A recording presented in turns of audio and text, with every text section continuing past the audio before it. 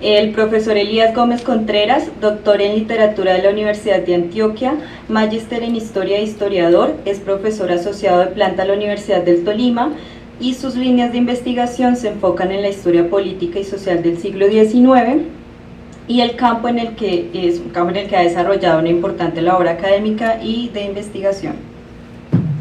Gracias, buenas tardes. Voy a hablar alrededor sobre todo de lo que se podría denominar como historia social de la literatura y un poco alrededor de las nuevas perspectivas y debates que hay ahí en la historiografía. Vale, gracias. El profesor Jorge Enrique García Melo, biólogo, ictiólogo, explorador y fotógrafo científico ibaguereño, magíster de la Universidad del Tolima y doctor en ciencias, que es actualmente director de investigación y creación de la Universidad de Ibagué. Bueno, muy buenas tardes y primero de todo agradecer, un honor, la invitación de la Academia a este panel. Y de hecho, pues, honor que me hicieron de invitarme porque no soy historiador, aclararlo, pero obviamente muy honrado porque de una u otra manera he tenido la relación con algunos matices. Especialmente hoy vamos a hablar algo de, digamos que nos interesa mucho el tema de territorio, región, y hablaremos un poquito de un proyecto que se llama Tolima Eterno. Gracias, profe. Y por último, el profesor Oscar Daniel Hernández Quiñones, profesor de la Facultad de Humanidades, Artes, Filosofía y Educación de la Universidad de Ibagué, es doctor en Historia de América Latina y magíster en Estudios Sociales. Ha desarrollado una destacada trayectoria académica e investigativa en el campo de la historia y las ciencias sociales y es miembro fundador de la Red de Estudios sobre Modernización en las Américas. Muchas gracias, buenas tardes, agradezco y celebro también la oportunidad de este cruce de perspectivas. Venimos en sinergia con el profesor Jorge a presentar una propuesta en ciernes con más posibilidades que conclusiones alrededor de, me atrevería a decir, también territorio y construcción interdisciplinar. Gracias. ¿Vamos de lo eterno a lo histórico o de lo histórico a lo eterno? De lo histórico al eterno. Bueno, a mí me interesó el tema de los métodos, ante todo porque yo, bueno, llegué a la universidad, fue un tema muy particular, muy individual, pues a mí me tocó empezar a bailar con métodos, ¿no? Con la clase de métodos. Yo creo que en esa perspectiva, desde la universidad, se ha hecho un ejercicio muy interesante. Yo fundamentalmente me ocupo de estudiar historia económica del siglo XVIII, XIX y un poquitico del siglo XX y la mayor parte pues, de mi trabajo, o sea, yo creo que el 80% de mi producción historiográfica es cuantitativa, ¿no? O sea, me he preocupado mucho por hacer una historia cuantitativa, ya no mucho, o sea, es decir, ya como que he pasado esa etapa del fetiche por el número. Pero algo que ha sido interesante con los estudiantes es que yo, trabajando ese curso de métodos, los estudiantes son muy tercos y eso es algo que es muy importante en nuestra carrera, porque los estudiantes regularmente no hacen las tesis que nosotros queremos que ellos hagan, sino que ellos mismos son capaces de formular sus propios problemas de investigación. En tal sentido, eso termina retándolo a uno como maestro, ¿no? Porque regularmente nuestros estudiantes, a mí me encantaría que todos mis estudiantes hicieran historia fiscal del siglo XVIII y XIX, estaría encantadísimo, pero nunca lo hacen. Es decir, siempre llegan con cada vez más temas innovadores, eso lo reta a uno como maestro. Yo creo que se ha abierto muy buenas perspectivas en la producción que se ha hecho desde la facultad y desde el programa. Nuestro programa cuenta con una producción historiográfica desde distintos métodos y he podido colaborar con algunos de esos trabajos utilizando sobre todo métodos cuantitativos en una amplia gama de temáticas, ¿no? Y algo que también me parece interesante es que los estudiantes no solo, eso me lo van a discutir un poco mis colegas, pero yo creo que los estudiantes han logrado no solamente generar producción historiográfica acerca de la región, sino que también nuestros estudiantes han hecho producción sobre el país y hasta sobre otros lugares del mundo, pero visto desde la región. Eso me parece que ha sido un tema interesante. Por ejemplo, cuando con algunos estudiantes yo trabajé en las cajas de Centroamérica, o estudiantes que han hecho sus trabajos de grado desde una perspectiva nacional o en otras regiones, como por ejemplo lo del Museo Egipcio de Medellín, ¿no? Entonces es la aplicación de otros métodos y yo creo que eso ha abierto nuevas fronteras para la producción académica en el departamento, y gracias a esa terquedad de los estudiantes y al empleo de esos nuevos métodos tenemos ahorita una visión más sólida no solo a nivel local sino a nivel más general, ¿no? ¿Qué opinan, colegas? De acuerdo. Yo he venido trabajando un poco una perspectiva que llamamos historia urbana o historia del territorio, ¿cierto? Cito un poco acá lo territorial porque siempre me ha parecido como una base para empezar a trabajar lo que llamaríamos nosotros la interdisciplinaridad. Es un concepto interdisciplinario, creo que los compañeros desde disciplinas más básicas lo enuncian, ¿cierto? Entonces, en esa perspectiva es como lo que he venido desarrollando yo soy profesor en la universidad hace 30 años, desde el 96, lo que he venido desarrollando desde estas perspectivas los 30 años que llevo ahí, ¿cierto?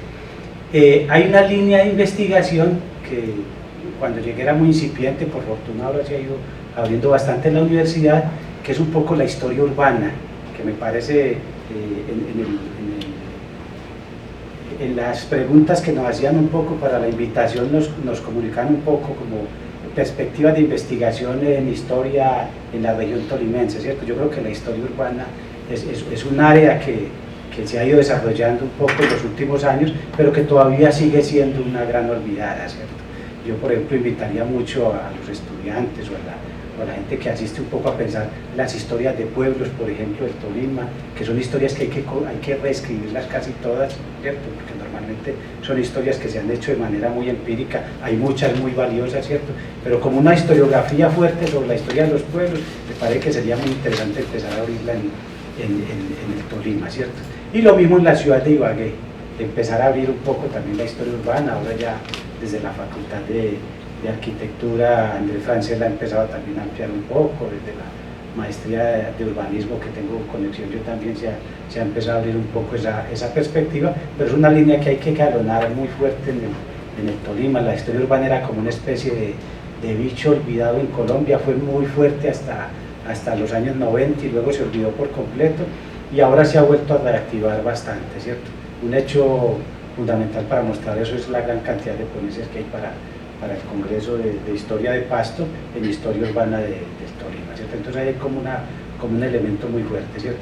Y hay otra parte que me interesa mucho que es la historia territorial, que por fortuna también ya empiezan a aparecer un poco textos, ¿cierto?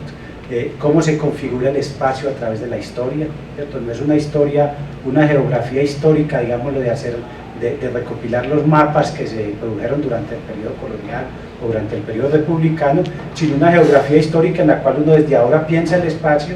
Yo siempre he pensado, y es como una hipótesis que desarrollo en todos los cursos, y es la idea de que la mejor fuente para escribir el territorio es el territorio actual, ¿cierto? Ya nosotros podemos ir a mapas, podemos leer archivos, pero si no leemos esta fuente que tenemos aquí afuera, Jairo por fortuna ya está haciendo el ejercicio, ¿cierto? Si no leemos esta fuente de leer el territorio actual, ver el relieve, este relieve que tenemos que perfectamente diríamos que en un 99 y pico % es similar al relieve de cuando llegaron los conquistadores, ¿cierto? Y empezamos a llenarlo de contenido, que fue lo que se hizo en estos 500 años, pues no entendemos absolutamente nada. Entonces un poco en esa perspectiva de historia territorial, pues rescatamos un poco la idea de recorrer el territorio como fuente para escribir la historia, ¿cierto? Yo por eso todos los cursos que hice en la universidad, todos tienen prácticas de 5 días, ¿cierto? Atravesando toda la región tolimense por el Puracé, por el Nevado del Ruiz, por Guaduas, por Girardot, ¿cierto? Como un recorrido general por toda la región. Entonces la perspectiva inicial es el territorio como fuente, el paisaje actual como fuente, leer ese paisaje actual y a partir de ahí hacer una geografía en retrospectiva para pensar el territorio tolimense.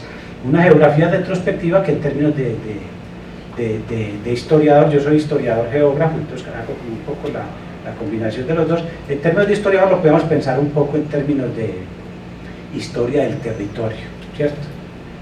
Cómo pensaban esos habitantes que vivían en el Alto Magdalena durante el siglo XIX, cómo pensaban esos que hacían las cuentas de las que nos habla Joaquín en el siglo XVIII, cómo se movía el dinero, cómo se movía el correo, qué vías se utilizaban, qué sistemas de seguridad se utilizaban, ¿cierto?, para proteger el correo.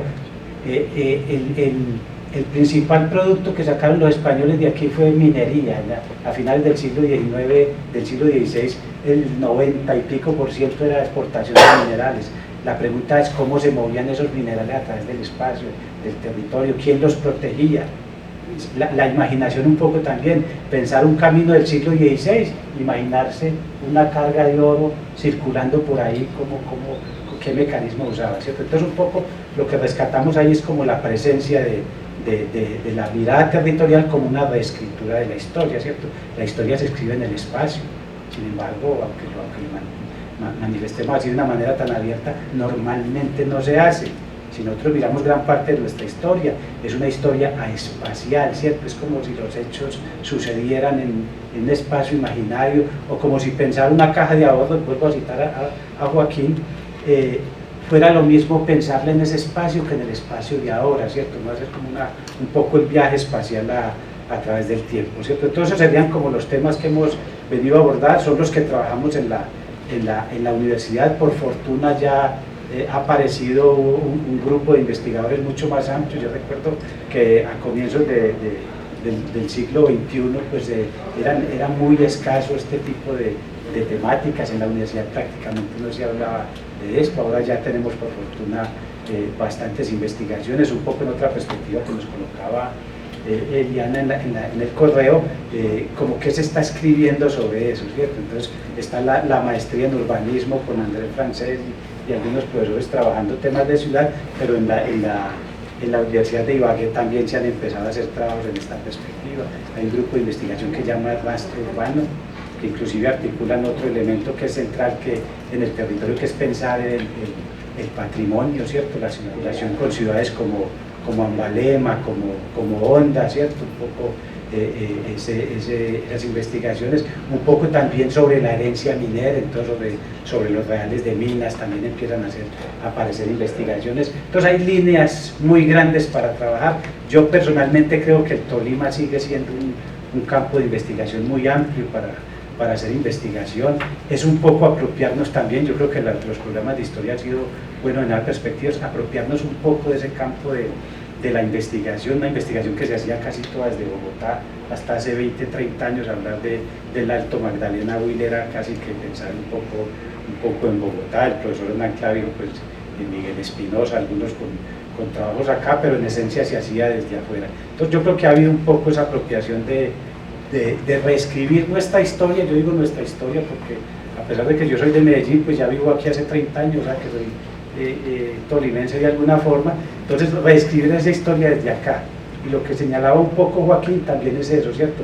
Van apareciendo investigaciones en todas las perspectivas, en historia económica, en historia política, hay cruces disciplinares, ¿cierto? Yo trabajo un poco la representación espacial del territorio, entonces uso la cartografía, pero de pronto también me encuentro con Elías, que está trabajando en la literatura, y empieza uno a ver, por ejemplo, como los relatos de viaje, las novelas, escrituras, por ejemplo, narrativas como Los Trabajadores de la Tierra Caliente, que son literatura, van apareciendo un poco intercruzados con esto que vamos haciendo.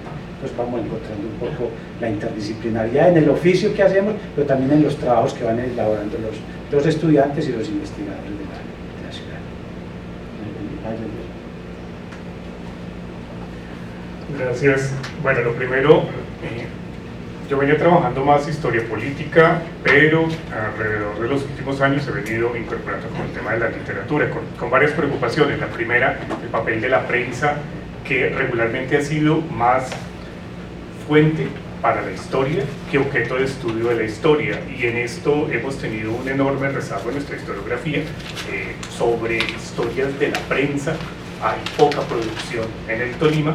La mayoría de trabajos que hacen balance historiográfico se sitúan en las principales ciudades, nuevamente Bogotá, Medellín, la costa o el suroccidente, pero hay una falencia enorme sobre el estudio de la prensa, sobre todo sobre quiénes están detrás de la prensa, quiénes son los escritores, el grupo de personas que hacen posible esa circulación, producción, comercialización, las que lo llenan de contenidos.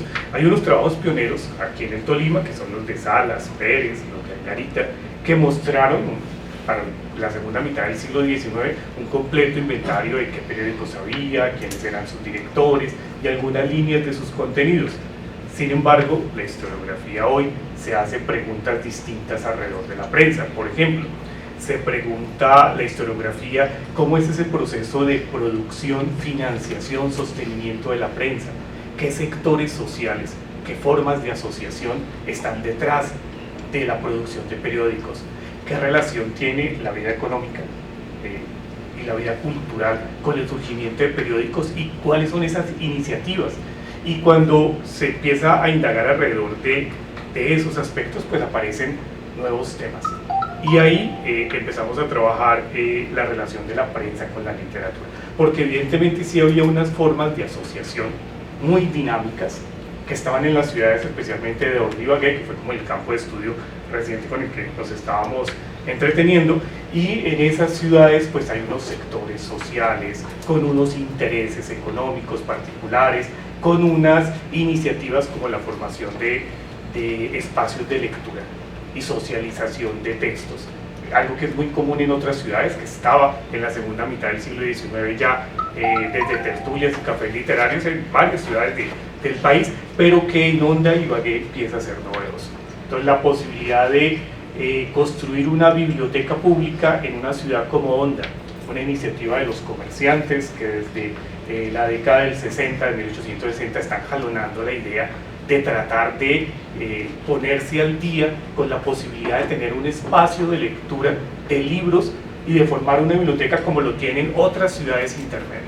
Entonces la iniciativa de Honda sobre la biblioteca es parte de esas iniciativas de formas de asociación que además sostienen periódicos, como el Filólogo, como Sport Patrio. Entonces la idea fue empezar a mirar esos periódicos, empezar a mirar esas formas de asociación y empezar a mirar cómo se daba una respuesta distinta al tema de la literatura, porque también en la literatura aparecen preguntas novedosas. Regularmente la historia de la literatura había estado alrededor de textos y autores que circulan. ¿Cuáles eran los textos? Regularmente cuadros de costumbres, literatura que venía de afuera, algunos trabajos de escritores locales, y la historiografía literaria durante mucho tiempo se ocupó de la literatura, los autores y los textos.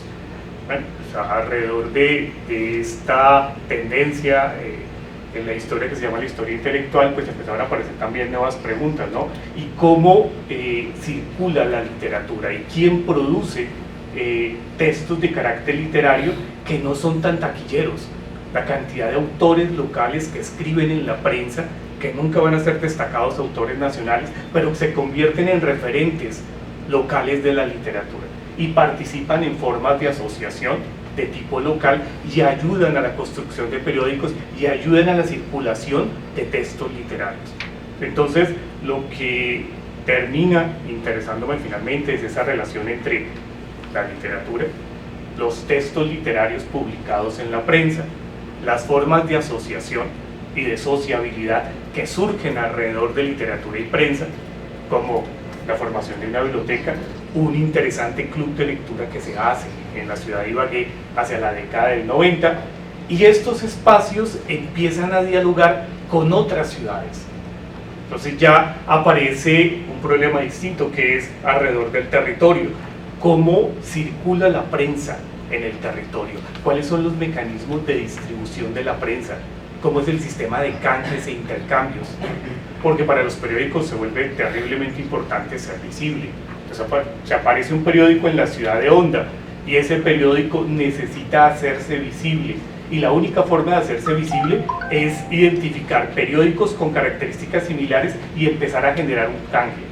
Y bueno, darse por bien servido si desde otras ciudades contestan y empieza ese intercambio de periódicos, esos saludos que aparecen en la prensa que hacen visibles los periódicos. Aquí lo logra, por ejemplo, el periódico El Filólogo, logra que el Oasis de Medellín lo salude, y el director del Oasis, Izaza, le manda un saludo, y saluda la iniciativa y le parece muy interesante la sociedad filológica, pero también ocurre entre ciudades pequeñas. Entonces por allá en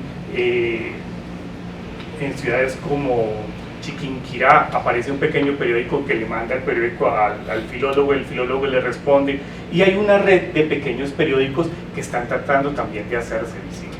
Entonces la distribución de la prensa, la forma en que se sostienen estos periódicos es de suma importancia. Ahora, para no extenderme, un aspecto que también interesaba en los temas que vengo trabajando es quiénes son los sectores sociales que están detrás de la producción de la prensa, porque alrededor de la opinión pública, como lo han señalado autores como Gilberto Loaiza Cano, pues hay todo un mundo de sectores letrados que construyen textos en la prensa, que son los hacedores de la opinión pública.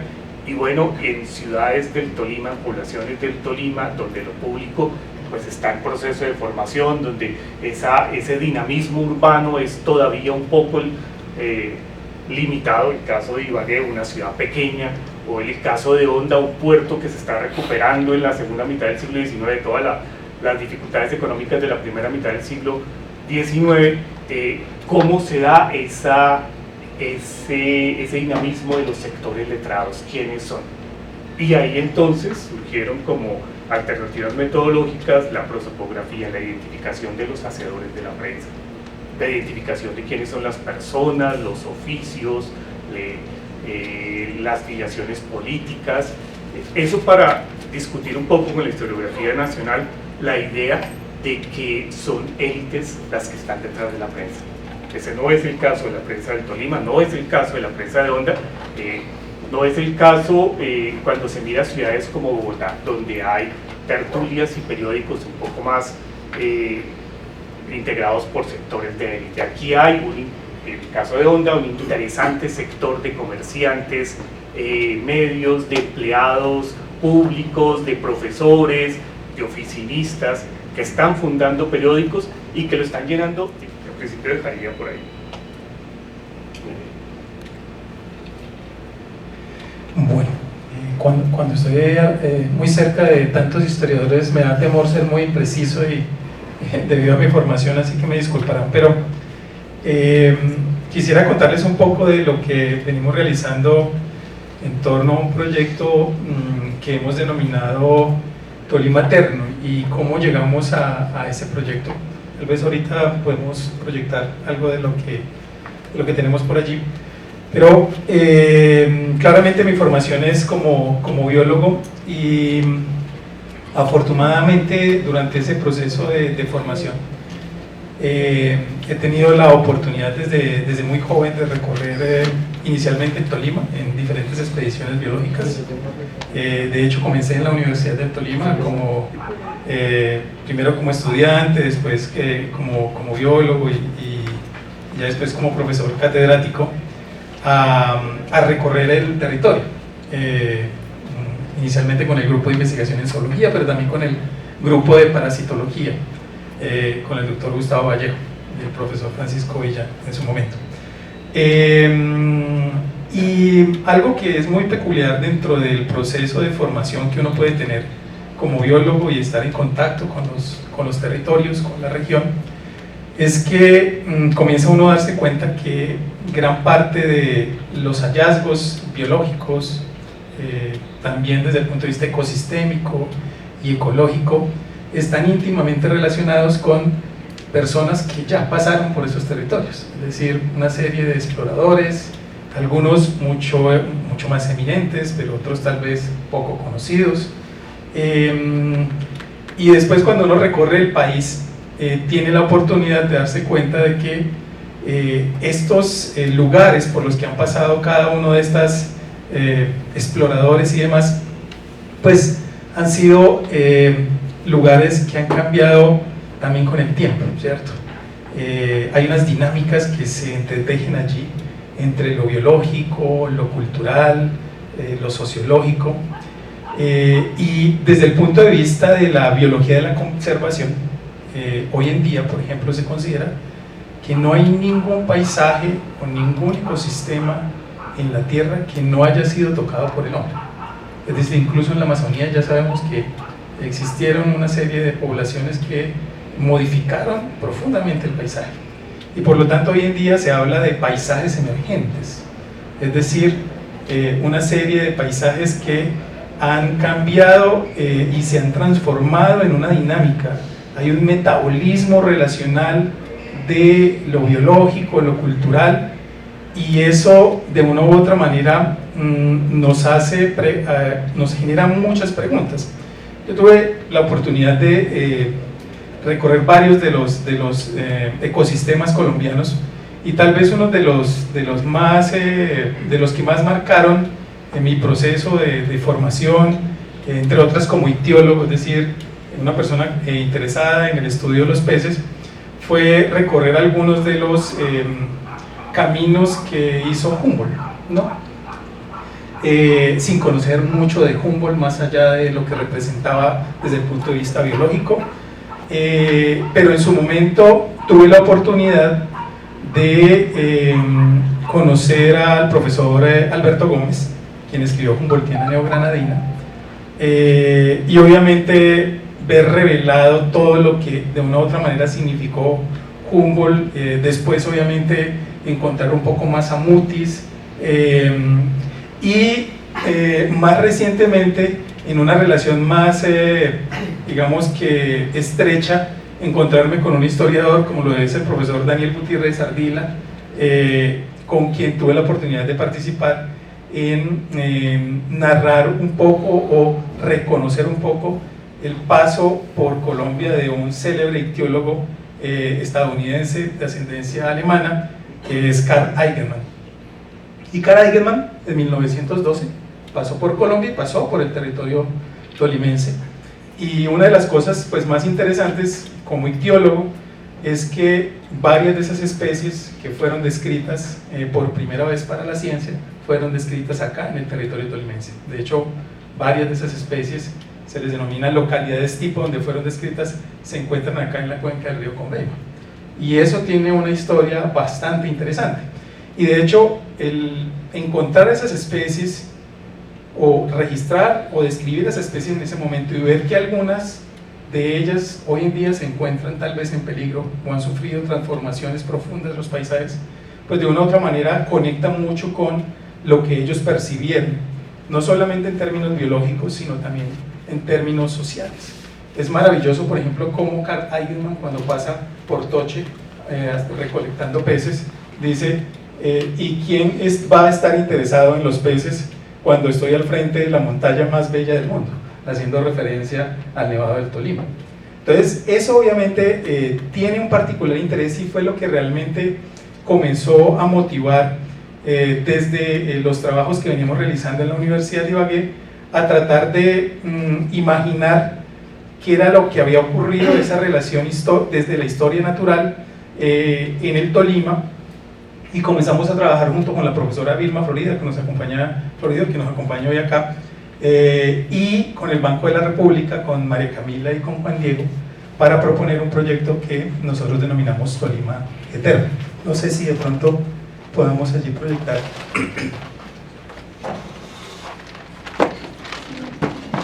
Como decía el profe Oscar Daniel, esto es un proyecto que está en ciernes, tiene todavía más preguntas que respuestas.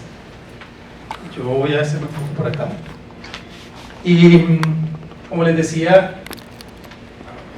intentamos hablar un poco de expediciones de naturaleza y memoria desde nuestras limitaciones, pero algo que fue muy valioso para nosotros después de estar pensando un poco con nuestros colegas en la Universidad de Ibagué, con los profesores de biología, particularmente con la profe Vilma, con María Camila y con Juan Diego, y es que a pesar de que teníamos una idea, de una u otra manera faltaba estructurarla, y dio la casualidad, casi que por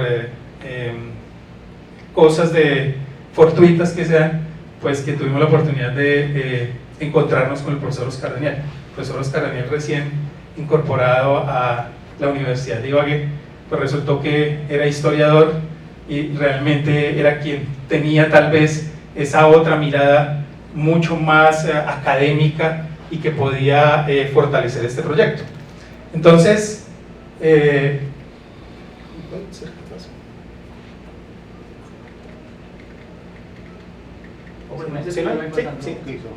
bien, entonces por eso yo les decía que pues hay un cruce de caminos entre lo biológico y lo cultural, y realmente pues hay muchos eventos que ocurrieron en nuestro territorio, particularmente pues tal vez lo más conocido, pues la Real Expedición Botánica, pero hay muchas cosas que tal vez no están tan digamos que descritas. Es posible que haya un archivo fragmentado, con una dispersión documental, incluso con una amnesia ecológica.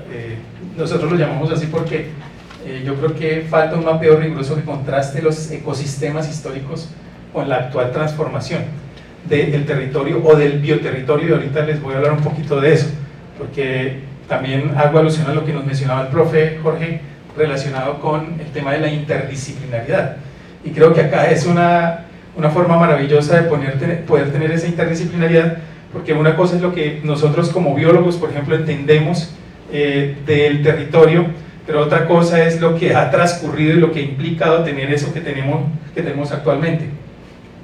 Y para mencionarles rápidamente y no demorarme mucho, básicamente Tolima Eterno pues lo que trata de es, o nace realmente como una respuesta científica ante la fragmentación de la historia ambiental del Tolima, cuyos registros históricos es posible que se encuentren dispersos e inaccesibles, y se consolida gracias a esa alianza con el Banco de la República. ¿Cuál es el propósito principal?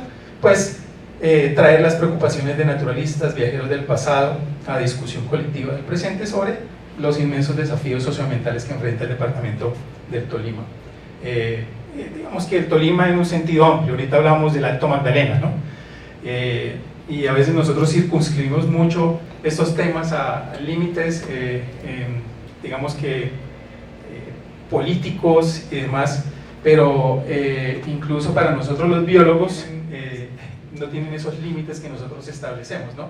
Una especie libremente puede estar por diferentes entornos y no se circunscribe a eso que nosotros denominamos, por ejemplo, el Tolima, o en un sentido amplio el Tolima sí nos vamos a acercar al Tolima. Entonces hay varios exploradores que tal vez son conocidos por ustedes y que han pasado por acá, por nuestro territorio, y sin desconocer obviamente el saber ancestral, es decir, lo que de una u otra manera esos pueblos originarios de una u otra manera manifestaban esa relación con el entorno y con el ambiente.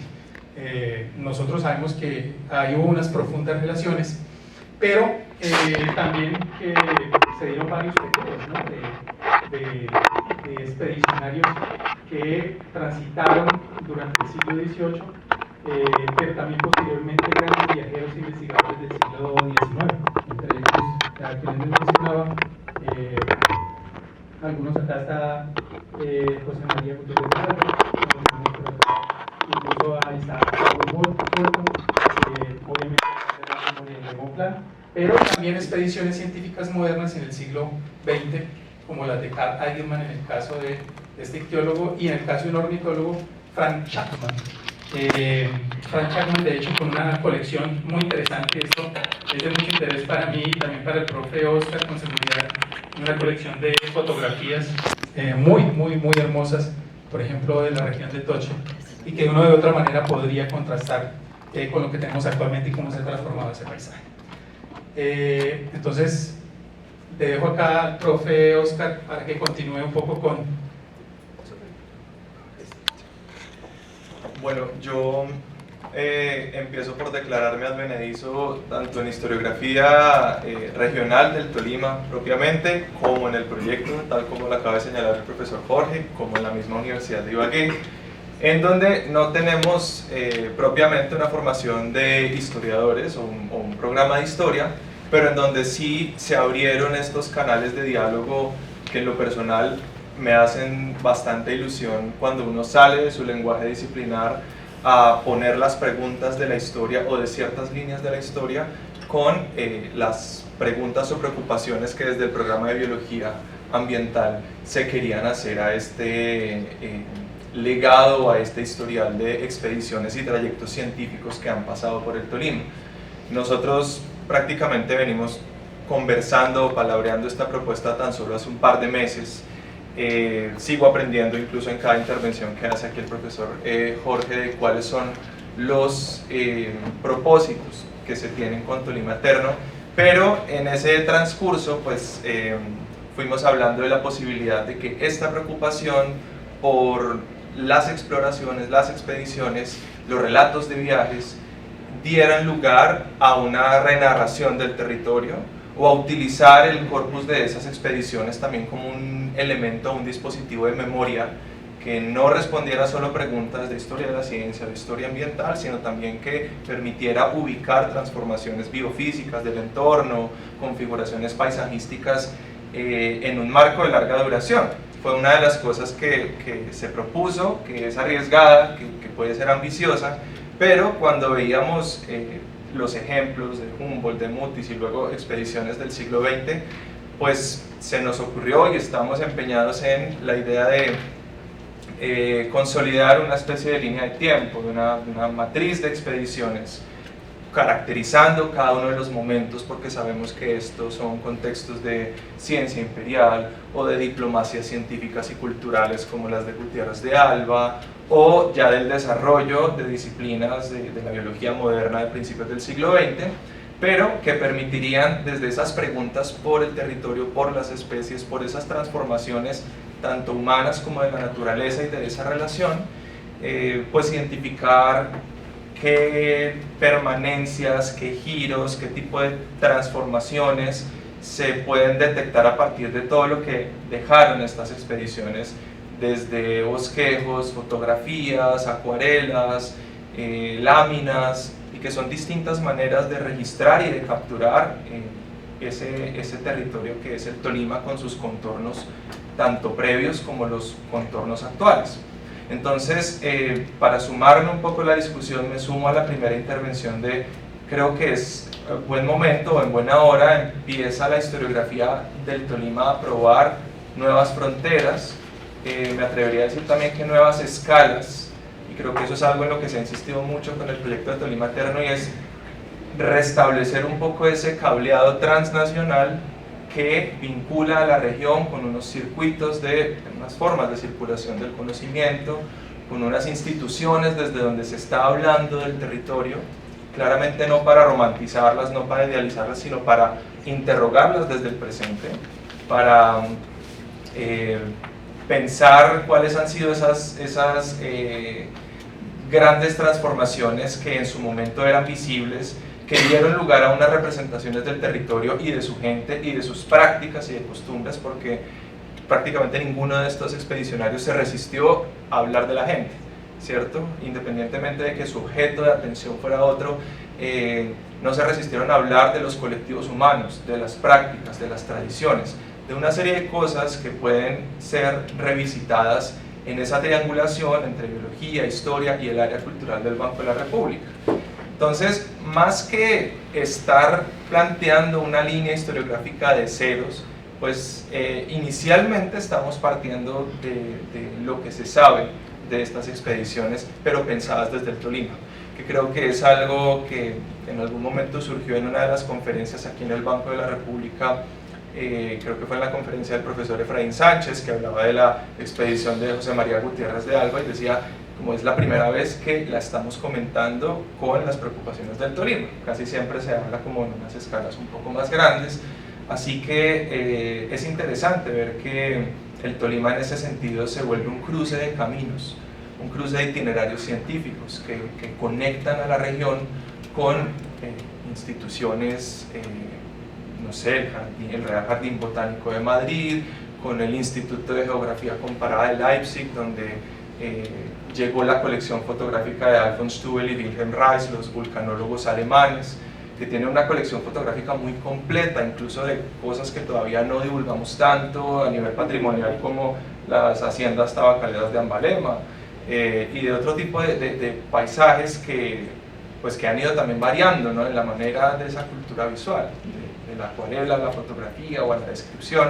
Entonces, inicialmente o metodológicamente, pues sí queremos como consolidar ese corpus de fuentes, caracterizar cuáles son las preocupaciones, los momentos, de qué manera cambia describir al territorio desde las premisas, yo no sé, humboldtianas de una unidad natural, a el costumbrismo de una comisión coreográfica que también produce algún conocimiento sobre el territorio, a la geografía comparada que hacen Stubel y Rice, o la biogeografía que hacen los ictiólogos y los ornitólogos que pasan también por el Tolima. Son marcos de sentido, son epistemologías que merece la pena preguntarse, no solamente como en una línea, sino también en la interacción con sus interlocutores locales, con sus guías, con los bogas, con los indígenas, con los cargueros, con los exploradores también locales, en donde se da ese proceso de coproducción y de conocimiento, y de qué manera esa forma de hablar del territorio también ha incidido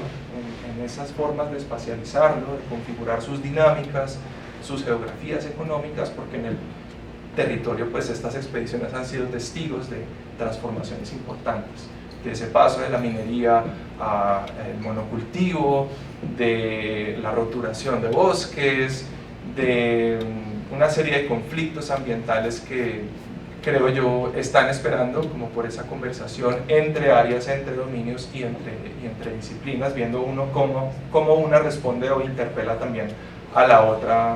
Entonces por ahora lo dejaría ahí para Tolima, es cierto, que es el Tolima, porque nosotros decimos que por aquí pasaron, por aquí estuvieron, aquí hay, pero que es el Tolima, ¿cierto? Yo creo que si hay algo bien diverso es el Tolima, ¿cierto? Nosotros, si nos vamos al periodo colonial, pues nosotros tenemos una región que está recargada fundamentalmente hacia el Huila, ¿cierto? ¿Por qué? Pues porque los caminos están buscando comunicar con Payán, con Timaná, con Neiva, y eso tiene efectos sobre ese territorio. El hecho de que una ciudad como Timaná haya sido tan importante y ahora lo sea menos, pues eso tiene un sentido histórico bien determinante, ¿cierto? Inclusive lo que daba cercanía, antes era lejanía, ¿cierto? Hay que buscar un camino por esta zona, pero antes se buscaba un camino más lejos. Hay un camino que a nosotros siempre se nos olvida, que es el camino del Páramo de las Papas, ¿cierto? Subir por Almaguer, Pasto, Almaguer, Páramo de las Papas y bajar a Timaná, ¿cierto? ¿Por qué? Porque es que en el otro lado de la cordillera hay unos indios que son muy belicosos y no permiten que haya un proceso de colonización sólido, que son los pijaos, ¿cierto? Articulado un poco así. Entonces va configurando un proceso regional que es supremamente diverso, ¿cierto? Orlando Falsborda proponía como después de la Constitución del 91, proponía una línea que era la Comisión de Ordenamiento Territorial del país, ¿cierto? Y dentro de eso se proponía volver a las provincias, o sea, volvamos a las provincias, que es lo que realmente tiene sentido en términos históricos. Somos una provincia, ¿cierto? No somos esto que decimos ahora el Tolima, porque si vamos culturalmente, ¿qué es el Tolima? Pues yo no sé en qué se parece el sur del Tolima con el norte, ¿cierto? Con la zona de colonización antioqueña, ¿cierto? ¿En qué se parece con Collaima, Natagaima, o en qué se parece con la colonización del Valle del Magdalena, ¿cierto? Honda, Mariquita, Ibagué, ¿cierto? ¿Qué relación hay para decir que eso tiene realmente una unidad, ¿cierto? Ustedes que son cercanos a la bioclimática, pues hay un geógrafo que decía hace del 40, ya 80 años, Maximilian Sorre decía, la única realidad en toda climatología es el microclima, ¿cierto? O sea, es empezar a decir, es que el clima se construye a pedacitos, ¿cierto? Yo estoy aquí y camino 10 minutos y estoy en un clima completamente distinto. Yo creo que eso funciona para todo el territorio, ¿cierto? Entonces, cuando la pregunta ahí central sería, si vamos a pensar el Tolima como unidad regional, pues ¿qué es el Tolima? Entonces, esa sería la pregunta, ¿qué es el Tolima? Pues que por aquí pasaban viajeros, claro, es que es el centro del país, pero cuando se pierde esa noción de centro y cambian los ejes viales, pues cambia también la lógica que definía el Tolima, ¿cierto? No es que generalmente haya un interés, me parece a mí que hay un poco también una cosa que habría que empezar a repensar, un poco los viajeros. Yo pienso que en términos de los viajeros hay que pensar mucho en los tiempos de la historia, ¿cierto? Nosotros vivimos en unos tiempos muy rápidos. Nosotros vamos a Bogotá y no sabemos ni por dónde pasamos, ¿cierto? Nos metemos en un bus de expreso bolivariano, ponemos una película y vamos y no sabemos absolutamente por dónde vamos, ¿cierto? Los tiempos de un viajero son los tiempos de un tipo que tiene que vivir el territorio, ¿cierto? Entonces lo vive el obispo que va montado encima de un carguero, pero también lo vive el científico, lo vive el geólogo, por ejemplo, de la colección de Alemania, ¿cierto? Que vienen a hacer geología, pero van relatando cuadros de costumbres, porque es que se detienen a mirar, ¿cierto? Es el viajero lento, el viajero tranquilo, que va escribiendo, que va pintando, que va construyendo ideas para pintar, ¿cierto? Yo creo que a Humboldt se le atribuyen muchas cosas, pinturas. Yo no sé si Humboldt era pintor, porque normalmente lo que hacía Humboldt era tomar datos, construir datos y luego eso lo pintaban en Europa, ¿cierto? Y aquí nos dicen un poco, esta imagen la pintó Humboldt, no la hizo Humboldt. Humboldt tomó datos y allá se hizo la pintura, y normalmente la pintura es distinta a la que se produce acá, ¿cierto? Es distinta a la que, inclusive el mapa del Magdalena que hace Humboldt también habría que repensarlo un poco en ese contexto, ¿cierto? Entonces la invitación un poco cuando uno piensa en historia regional es pensar en qué espacio se produce la historia regional, ¿cierto? Porque me parece que seguir diciendo que el Tolima pues es una cosa que hay que empezar a cuestionar, o un concepto como el Alto Magdalena, ¿cierto? Y eso nos ha llevado también a que haya a que nos enfrasquemos como en ciertas historias y olvidemos otras, ¿cierto? Uno siente que la historia se va hasta el Magdalena, y cuando llega el Magdalena como que ya eso es terreno de los bogotanos, ¿cierto? Como que nos metemos los tolimenses.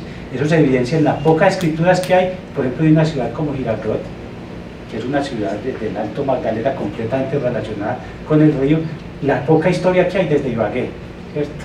Inclusive yo tengo estudiantes de historia de Girardot y ninguno escribe sobre historia de Girardot. Lo poco que escribe de Girardot se escribe desde Bogotá, ¿cierto? Hay un territorio que me parece que yo creo que las escuelas de historia ayudan mucho, ¿cierto? Y este ejercicio que hacemos aquí, un poco interdisciplinario, ayuda mucho. Yo creo que estas escuelas de historia han ayudado mucho a pensar lo que conocemos como el departamento del Tolima actual, pero sería muy interesante seguir pensando la parte de abajo, ¿cierto? Neiva, Timaná, Pitalito, La Ceja,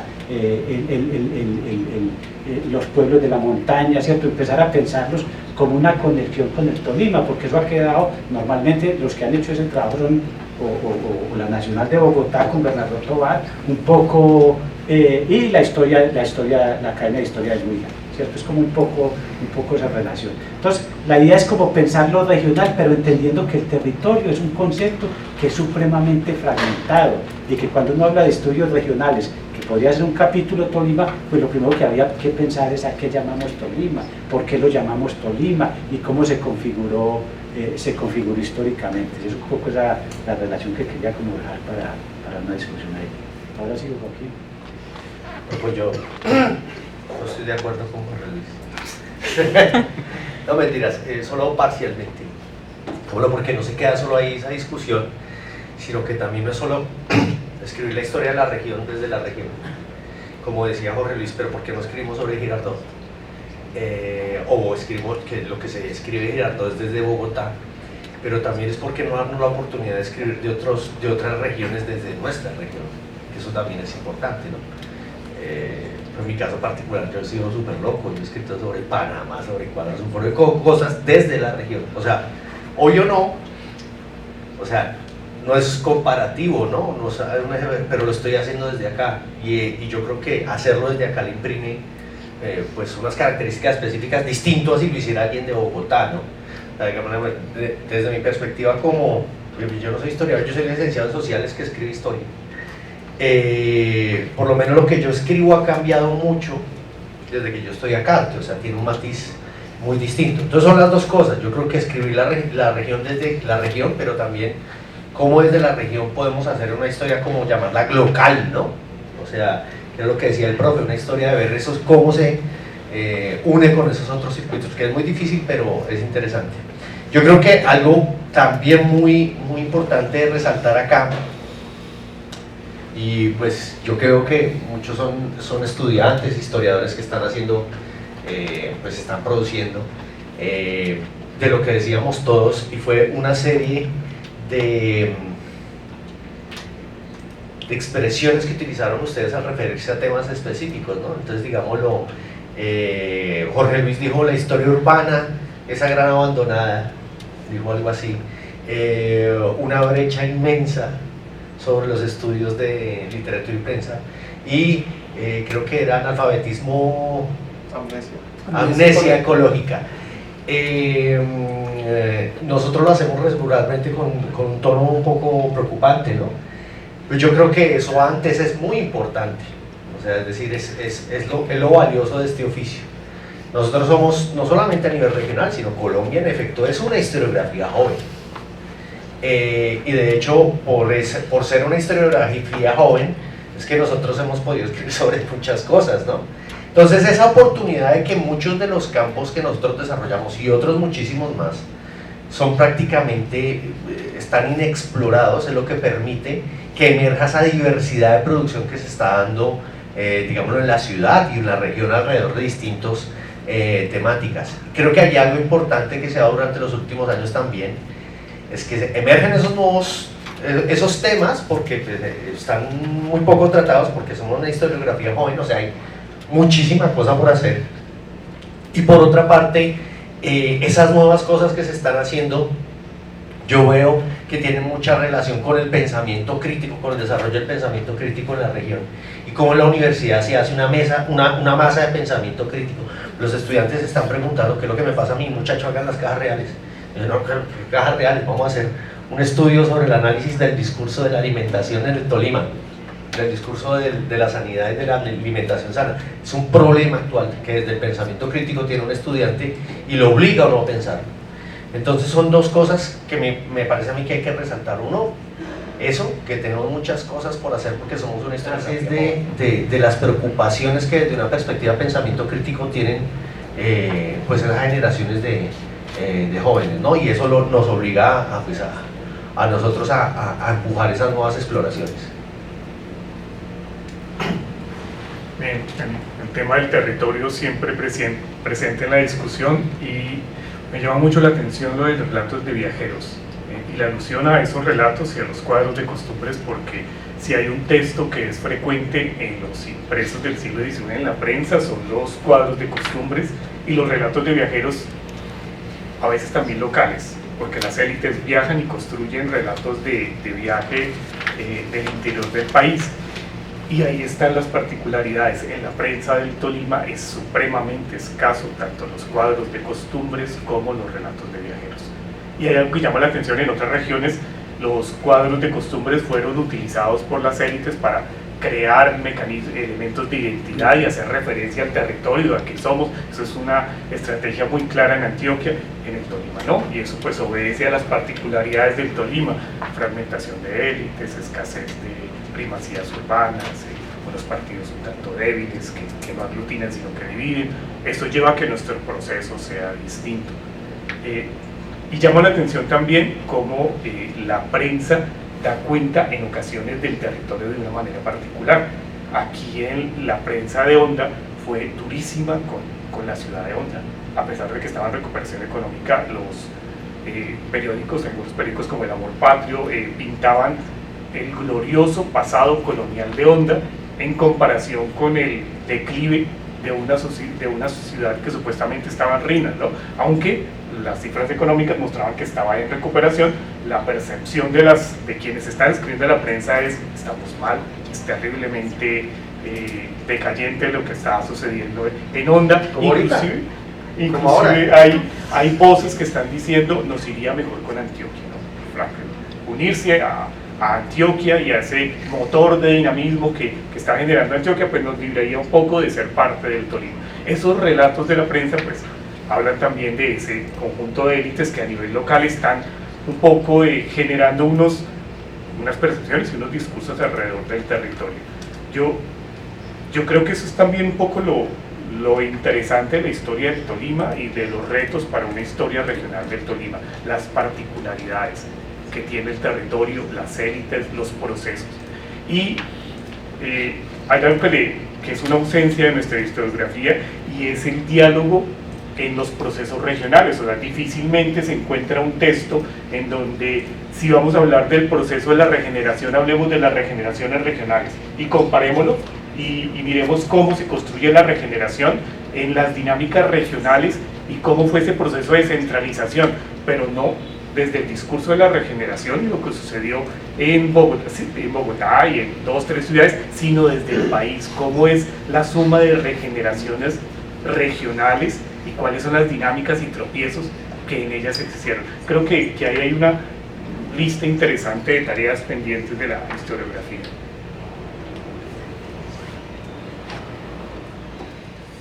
Bueno, yo creo que aquí comenzamos a encontrar muchas convergencias, con seguridad, en términos de, pues, de lo que significa el Tolima para todos nosotros, o lo que cada uno puede considerar como es lo que es el Tolima.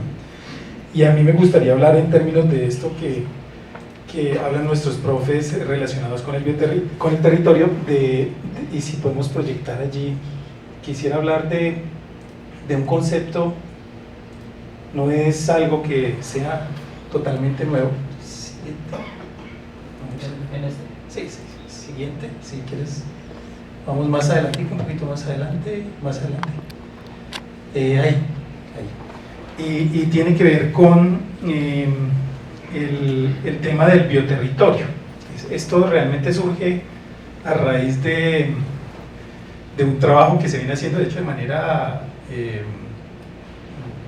digamos que colectiva entre varias universidades de acá de la región, donde está la Universidad del Tolima, por supuesto, Universidad Cooperativa, Uniminuto y el Mariposario del Tolima, cuando se decidió tratar de conformar una comunidad de aprendizaje ambiental. Yo creo que la construcción de comunidades de aprendizaje son muy importantes para el avance de muchos de los del conocimiento que nosotros queremos de una u otra manera, o con el conocimiento que nosotros queremos impactar en la sociedad. Y en ese momento se creó esa comunidad de aprendizaje ambiental, es una iniciativa que se llama Cambios, y allí se comenzó a trabajar con varios ejes para la formación de lo que se denominan biociudadanos. Pero uno de esos ejes, de los 5 o 6, era precisamente el de bioterritorio. Obviamente un biociudadano es aquella persona que de otra manera es consciente del entorno, de la interacción que puede tener con él y de cómo de una u otra manera puede propender para que eso que tiene allí pueda mantenerse sosteniblemente para las generaciones futuras. Pero uno de esos ejes era el bioterritorio, había biopolítica, biosalud, concebida como una sola salud, bioética, etc. Pero surgió el tema del bioterritorio y se desarrolló todo lo que tenía que ver con bioterritorio. Entonces, en la universidad, de una u otra manera, ese término fue de una u otra manera transformándose e incorporándose en las líneas de trabajo que involucran esa interacción con la región, con los ecosistemas, con las culturas, con la gente, etc. Entonces, hay una definición bien interesante de Pérez, que es un bioterritorio, un espacio vivo, un espacio que respira, donde la comunidad es parte integral del metabolismo del territorio. Y claramente ese bioterritorio ha cambiado, es decir, no es lo mismo el metabolismo del territorio actual al metabolismo del territorio de hace 2 siglos. Y obviamente se constituye allí donde las personas deciden asumir la responsabilidad de su entorno y de su vida, cuidando los ecosistemas, articulando sus economías locales o un proyecto de sostenibilidad. Tal vez si yo saco el proyecto de sostenibilidad, tal vez se pueda aplicar en cualquier contexto, en cualquier, digamos que, época histórica, si es que se quiere así, dado que pues, el concepto de sostenibilidad aparece mucho más recientemente. Pero eso de una u otra manera nos lleva a poder hablar de que hay un cruce de caminos ecológicos y también hablar de que pues esos caminos ecológicos se pueden entender como una serie de procesos que se van dando con el tiempo y que están en virtud de lo que mencionaba ahorita el profe Jorge, es decir, hay muchas lecturas que se pueden dar de lo que es ese territorio, de cuáles son los límites de esos contornos de los cuales hablaba el profe Oscar Daniel, pero finalmente el bioterritorio para nosotros es un sujeto socioecológico que requiere un nuevo diálogo de saberes, y ese diálogo de saberes implica una conexión muy profunda y un trabajo colectivo muy grande, razón por la cual lo que nosotros de una u otra manera estamos tratando de hacer en este panel es muy valioso. Entonces quería hacer referencia a esto porque lo quería conectar con esto que nosotros hemos denominado territorio y que finalmente puede estar acá. Decía el profe, he escrito cosas de Panamá, de muchas cosas, pero hasta dónde nosotros podemos definir esas si se pueden decir, digamos que esos límites que en cierto modo pueden llegar a ser más o menos difusos dependiendo de la forma en la cual nosotros lo podamos leer. En biología hay un concepto muy interesante que tiene que ver con los límites que se pueden establecer entre un ecosistema y otro, ¿no? Y en donde en esos, digamos que en esos límites hay unas especies que son muy particulares. Yo creo que cuando uno habla de territorio también ocurre eso mismo. Ya lo mencionaba el profe Jorge también, es decir, ¿qué diferencia a un habitante del sur a un habitante del norte? Yo creo que hay muchas cosas que de una u otra manera lo definen, pero finalmente nosotros tenemos una lectura que nos permite integrar esos conocimientos desde lo histórico y tal vez proyectar lo que puede llegar a ser ese futuro. Nosotros muchas veces nos preocupamos mucho por lo que ocurrió y cómo ha dado forma a lo que tenemos actualmente. Y en ese sentido creo que tener la lectura de los viajeros, pero también de los pobladores originales, va a tener un impacto muy profundo sobre lo que nosotros queramos para lo que denominamos Tolima. Yo suscribo a el desafío precisamente de definir esos contornos. Creo que eso forma parte del diálogo interdisciplinar, ¿no? Cuando uno sale como de sus categorías y de los marcos y los procesos con los que uno podría definir Tolima, y pensar que, claro, más allá de haber sido quizá un lugar de paz o que no haya estado como en el centro, que esto fuese el Tolima o que fuese una provincia con otras características, lo pone a uno a pensar cuál es el lugar en la mesa, cuál es el lugar en la discusión de este tipo de narraciones del territorio que se hicieron desde las expediciones, de qué manera esas fronteras también han tenido una repercusión en las identidades regionales, locales, en considerar que ciertos aspectos o ciertas configuraciones del paisaje y del entorno forman parte del Tolima y son diferentes a otra cosa, y en ese sentido, ¿qué relación tiene eso con el tema de las expediciones? Lo cual creo que nos deja abierta la invitación de nuevos archivos, ¿cierto? En la disciplina histórica. Tratar de cotejar o de expandir los desarrollos de la historia regional con lo que pueden ofrecer otro tipo de archivos que nos permitan precisamente reconstruir esas redes y esos circuitos que siguen intereses diferentes. Como lo mencionaba hace un momento, son distintos los prismas a través de los cuales cada expedición o cada visita conceptualiza el territorio y lo que se va encontrando. Entonces, el proyecto desde el inicio se ha pensado muy en clave divulgativa. Por supuesto que hay un interés investigativo, por supuesto que a medida que uno empieza a encontrar transformaciones, pues en ese arco extenso que nos estamos pensando, irán surgiendo, claro, preguntas historiográficas que se irán como respondiendo en su momento, pero también está muy pensado en lo productivo, lo pertinente que puede ser cartografiar estas expediciones, estos itinerarios científicos, llevarlos a un formato divulgativo, en formato de exposiciones itinerantes, de cosas que puedan ser interpeladas, que coquetean incluso un poco con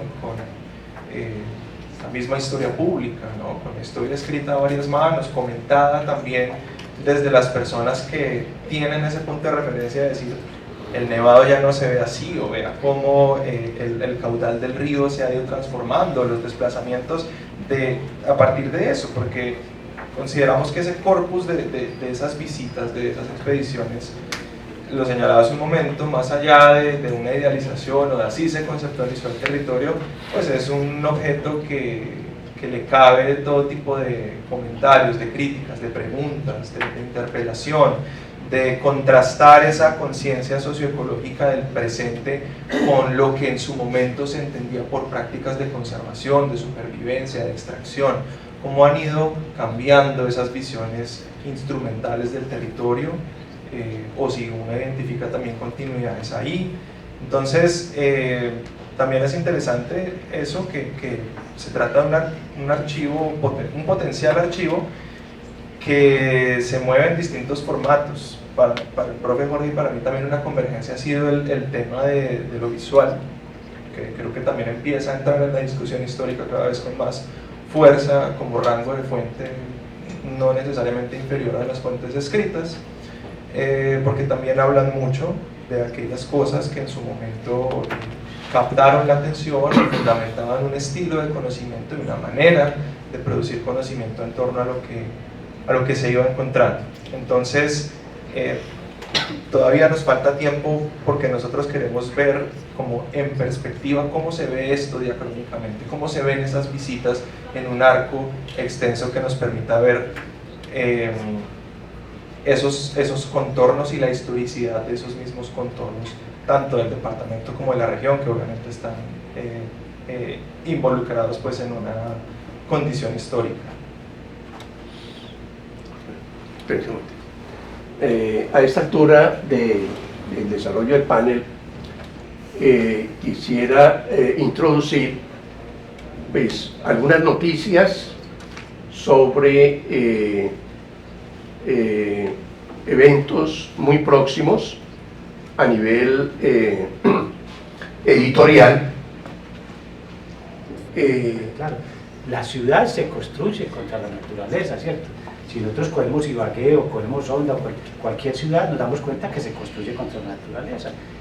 En el siglo XVI, para fundar una ciudad, en las ordenanzas de Felipe II se decía que tenga buena agua, que haya buenos bosques, o sea, la naturaleza es importante para fundar ciudades, ¿cierto?